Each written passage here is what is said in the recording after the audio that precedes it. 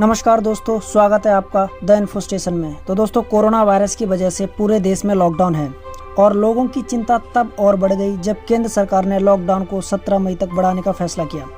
वहीं लॉकडाउन की वजह से देश के अलग अलग हिस्सों में मजदूर, छात्र, टूरिस्ट कई दिनों से फंसे हुए हैं। लॉकडाउन में सबसे ज़्यादा हालत ख़राब प्रवासी मजदूरों की है, जिनके पास ना तो रहने का ठिकाना है और ना ही खाने का।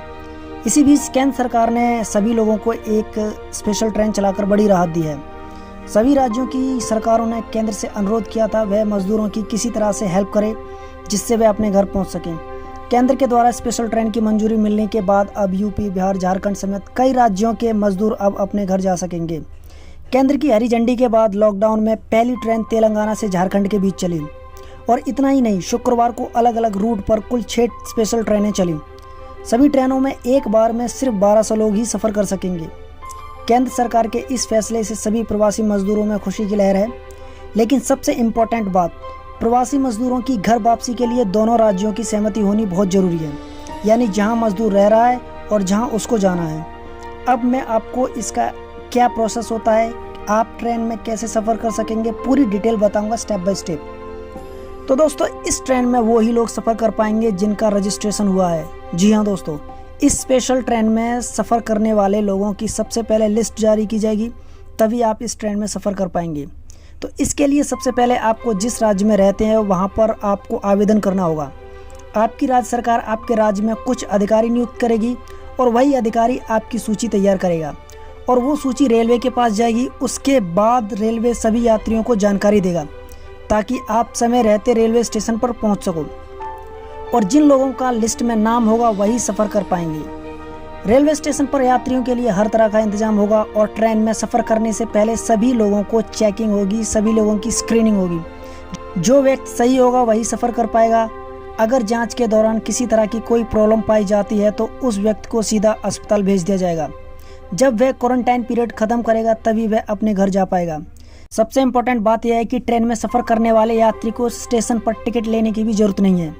कोरोना वायरस के कारण लागू लॉकडाउन की वजह से पूरे देश में फंसे प्रवासी मजदूरों को उनके घर पहुंचाने का किराया और खर्चा रेलवे उनकी राज्य सरकार से वसूलेगा।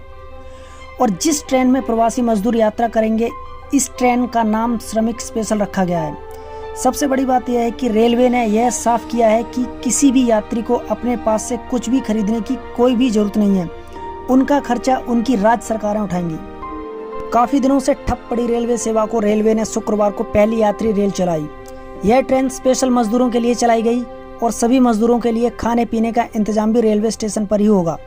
और सभी प्रवासी मजदूरों के लिए सरकार द्वारा कुछ गाइडलाइन जारी की हैं, जिसका सभी मजदूरों को बड़े ध्यान से पालन करना होगा।